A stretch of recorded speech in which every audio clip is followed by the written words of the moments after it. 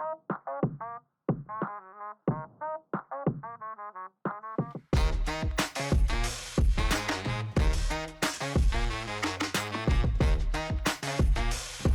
love to show you sometime. What's up, guys? Boy Benny. We went to Butler, Pennsylvania to find out the truth about the Donald Trump assassination. I'm really glad that we did, because we were able to speak with snipers who were stationed there that day and told us the full story. So I've never believed the official lies about Thomas Crooks. Now, what you've heard from the ground is that they lost sight of Thomas Crooks. They couldn't find him. He was just this weird loner guy that, you know, how can you tell? There are thousands of people there. That is a lie. The snipers on site have told us, and we've said this time and time again, that Crooks was acting like a sociopath. He was behaving strange. They told me these are the exact words. He wasn't with us. He wasn't in the moment.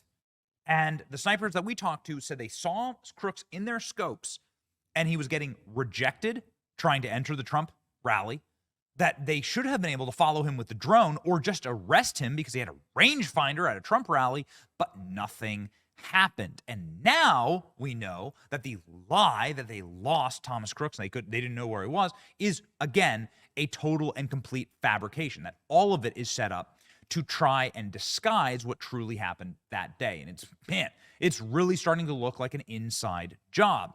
Now, why can I say that with such a surety? Well, because there's new footage out today that says and shows that Thomas Crooks was effectively not only welcomed at this rally, but he was ushered in within 100 yards of the president with a rifle. New video shows Donald Trump shooter Thomas Matthew Crooks walking around the Pennsylvania rally before the assassination attempt. Was he walking around, or was he being led around? Very curious. Some people saying that it's a very strange sight to have somebody walking in front of Thomas Crooks here in this footage. You can see here footage of Thomas Crooks before the assassination attempt. Now, this is approximately 90 minutes before he would fire the weapon at Trump. Some people are saying, well, let's see, is he being led around by this individual in the blue? We don't know. We're not going to make wild speculations, but it does seem like there were so many system failures that should have caught in a net Thomas Crooks, and you're beginning to really have to wonder, like, at what point do you assume that this entire event was set up to fail? That's why our documentary is called The Trump Killbox. This is behind the Who saw him? Paul. No, a sniper unit. They called him out early. Officer. And then they lost sight. Pointing out everything that we have reported, that the snipers saw him early. We spoke with those snipers. We know those snipers. We have great sources on the ground for this. We have established sources. Those snipers saw Thomas Crooks hours before he took a shot at President. All units hold the perimeter. All units hold the perimeter. They're making entry to the building. Control, if you can hold everybody you can. DSP, Township City, let them know enter the building. We need to hold the perimeter. Come down. 1305, they're aware. Stay there. You're good. Keep it a little bit more. Sorry. You're good. Back command control. They're safe. We have been told that somebody was looking out the window. I do not know who was inside. The two things that the body cam footage has shown is, one, there was no communications with the Secret Service. Two, the local SWAT teams on hand at these rallies, they didn't know what the hell they were doing.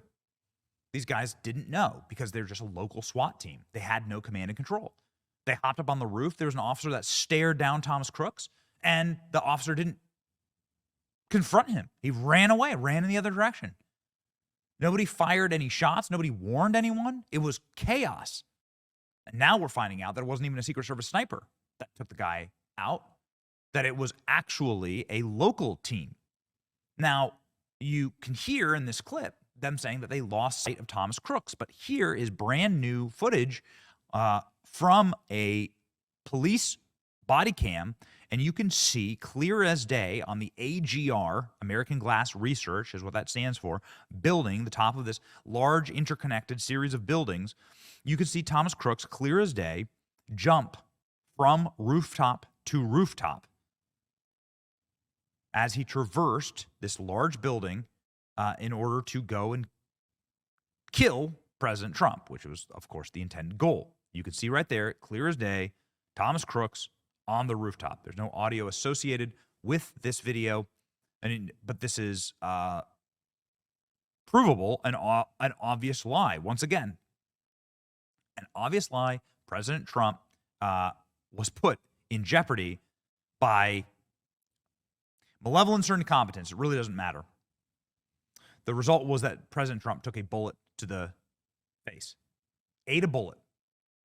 And who will be held accountable for it? Well, we probably will never know. The reason why is that the FBI, just like with every other presidential assassination attempt, not just like straight up killing when it comes to, John F. Kennedy, for instance, they just got rid of the evidence. They gutted the car. I mean, you know this, like they gutted the car that Kennedy was killed in. They doctored the body. They doctored the autopsy. They doctored his brain on a gurney. It's wild. It was like a totally different body that they delivered back to Bethesda in Washington, D.C. than what they had in Dallas. Everything had changed. They had doctored everything, and it was all a cleanup operation, and the car was like gutted and incinerated. Why? That's evidence of a crime. What we found out last week was that Clay Higgins, a congressman who is investigating all of this and on the task force, Thomas Crooks' body has been cremated. No one will ever know what Thomas Crooks was on. No one will ever know if he was part of some operation where he had some type of pharmaceutical in his systems. I mean, this is what Sirhan said, that he was under some type of hypnosis or some type of drugs when he went and killed RFK's father. Why RFK should be the new CIA director to finally find out the truth about all of this. We're pushing for that. But we will never know because they scrubbed the crime scene. The FBI released the crime scene in 2 days and then incinerated the body. Got rid of all of the biological evidence and then incinerated the body. What does that tell you? An ATF agent was the first person at the guy's house? What's that? That's creepy. That's weird. And the shooter himself, Thomas Crooks, he trained at a gun range that was regularly frequented by the organization that was protecting Trump that day. Homeland Security Investigations. All of it just smells like a rat. All of it just stinks to high heaven. We've had a series of bombshell interviews on this program connecting all of these dots, starting with the great Mike Benz, then Congresswoman Anna Paulina Luna, and then today Mike Waltz, who is a member of Congress on the task force, talking about the pipe bombs. How strange all of this is. We're like a dog with a bone. The media want you to forget about all of this, but we won't allow it, ladies and gentlemen. Here are some of the bombshell revelations we've learned over just asking some very simple questions about the assassination attempt of Donald Trump. Why were these individuals, let's start with Thomas Crooks, how did Thomas Crooks get the training to build pipe bombs? That's a huge question. And I'll tell you, as soon as I found out, as soon as they reported that he had explosive devices, I went, here we go. Same thing as Gretchen Whitmer.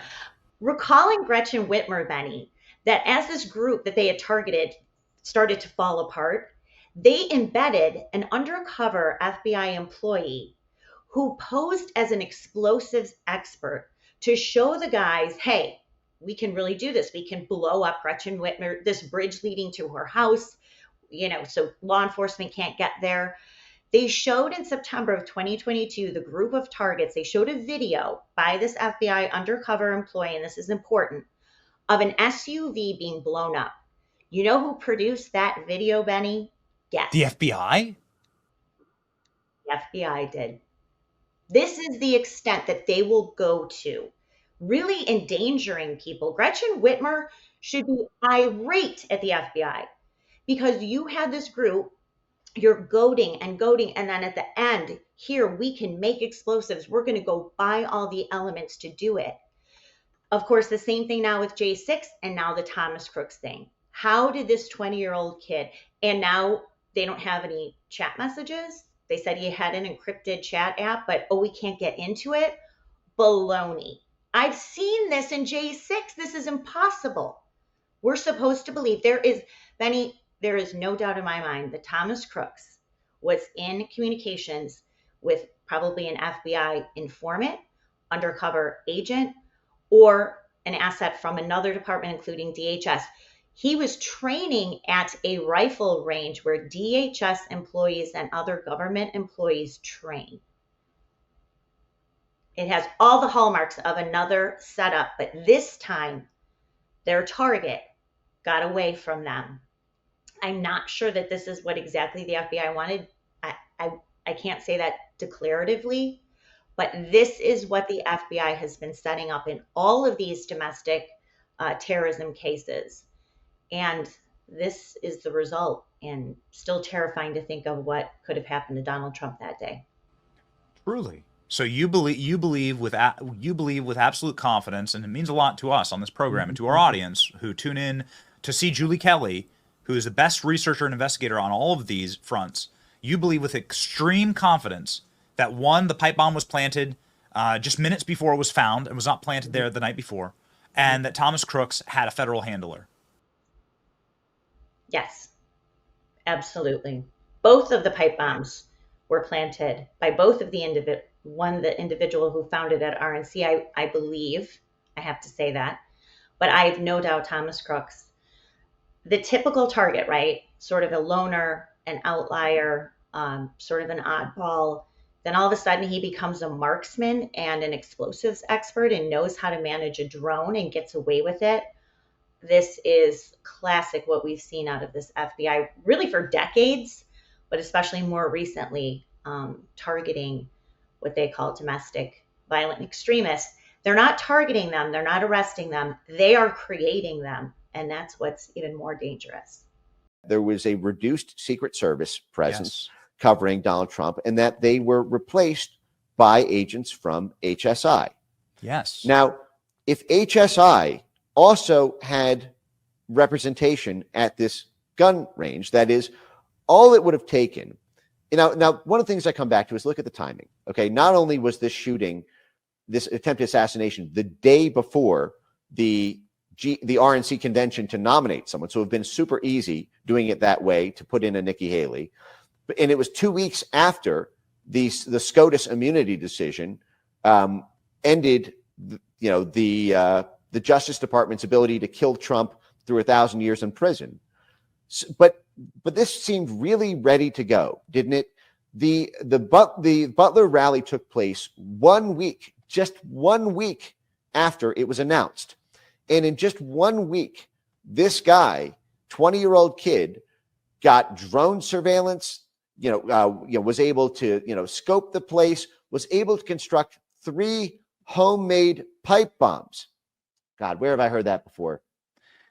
And if you remember, the FBI was busted teaching right-wing militia people to make pipe bombs in the Gretchen Whitmer Fednapping case. The thing they were actually arrested on was attempting to purchase weapons of mass destruction, i.e. pipe bombs, that were sold to them by FBI agents. And not only that, before the FBI attempted to sell them pipe bomb materials, the FBI created a Truman Show of federal agents to come to these people's meetings and teach them how to make pipe bombs. Yeah. I mean, it does beg the question. I mean, as you follow the logical conclusions from everything from the J6 pipe bomber to how the hell did Thomas Crooks pull this off and fly drones over these spaces? He was training at a gun range with federal agents that also used that gun range. The Homeland Security investigation teams that were on staff that day, the counter sniper teams. The encrypted communications platforms, which no one's talking about, the gaming app that he was using. Why haven't those been subpoenaed if they are conducting a federal investigation? The fact is that he was obviously communicating. I think he had a handler. I think that someone was walking him through how to do this, whether that was someone with known terrorist ties or whether that is a part of his very progressive left-leaning ideologies. And really, I think a fault of the media saying that if you are conservative or if you are Republican, you are a threat to democracy. When you make those statements, it really does tend to radicalize and I think cause people that might not necessarily be mentally sound to do some really bad things like what he did. Yeah. Wow. Yeah, I mean, like, listen, he had a handler. I think that's the perfect. I think that's the perfect way to say it. Who is that person? Is it a foreign nation? Yep. Is it somebody? I mean, those are the questions that working with a and nation again, state? Is it? I think, Benny, they were also too anticipating that the news cycle would kind of just go away with this. Obviously, we're into an election cycle. We see that Kamala Harris was really kind of dubbed the Democrat nominee, even though Democrats didn't even support her. I think she got like less than 10% of her party support when she ran for president the first time.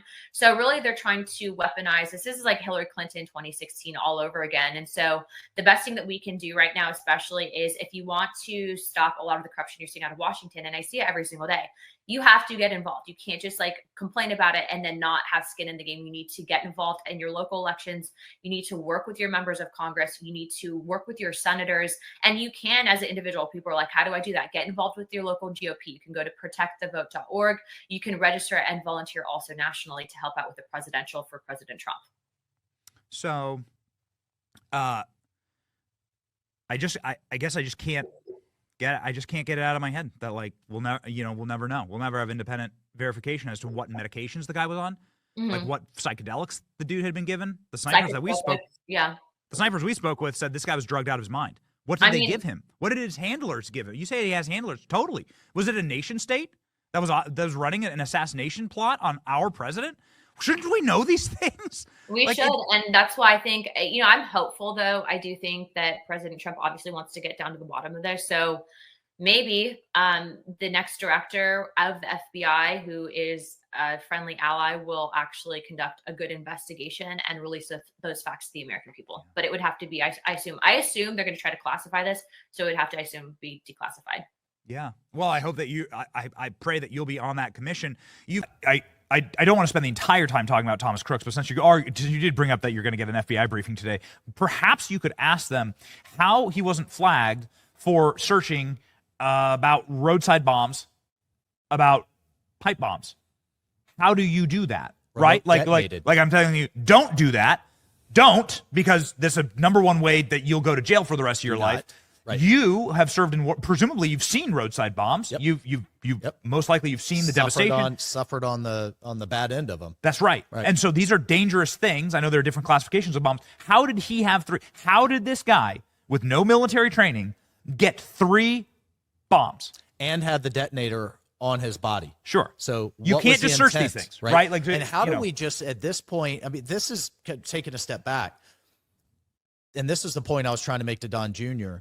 There are ongoing threats right now as we speak, both domestic and international, which is totally unprecedented. We've never had an adversary openly talking about plotting and planning to kill a former president or acting candidate of the United States with 0 consequences from this administration. None. Not even a strongly worded knock it off. They haven't even talked about it at the DNC. Not once has the assassination not 0. been mentioned. So this isn't just an isolated incident where clearly things went wrong. There are systemic problems that have him, in a very vulnerable position right now as we speak. And what's he doing? God bless the man. He's doing an outdoor rally today.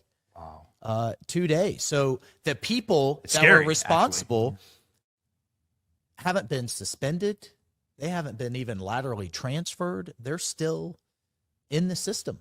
I can't get my head around the whole roadside bomb thing, though. And since you've seen them, I'm not sure if you've ever been a victim of one. I'm not exactly certain, but I'm sure you've experienced them since you were deployed multiple times to war I was zones. not personally wounded. I don't want to overstate, of course, anything on my service. But unlike this was ubiquitous. These bombs were all over the place, going off right? all over the time. So state actors training militia to create roadside bombs in war zones. These are not things you can just Google search here stateside. You can't just go find a way to make one. You have to have some type of training. But do you know the number one purveyor and trainer of roadside bombs and the most lethal roadside bombs?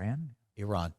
Over 600 American soldiers died in Iraq at the hands of Iranian-made. And then they would actually go in and train the militias on how to use them. So how didn't the FBI ensnare digitally somebody? Great question. Building 3 different, what I believe are, they could have blown up. Yeah, so we don't know if he intended to send that car into the crowd. Operational devices, yeah. As a, after he had taken the shot to facilitate his escape, or what? How'd he do it? Exactly. Yeah. I hope you get to the bottom of that. Me too. And how our federal agencies didn't flag the guy, or who was his handler, who was teaching him those things. This is not like common knowledge for 20-year-olds. Yeah. Okay. Seems to be the biggest smoking gun, for lack of a better term. Yeah.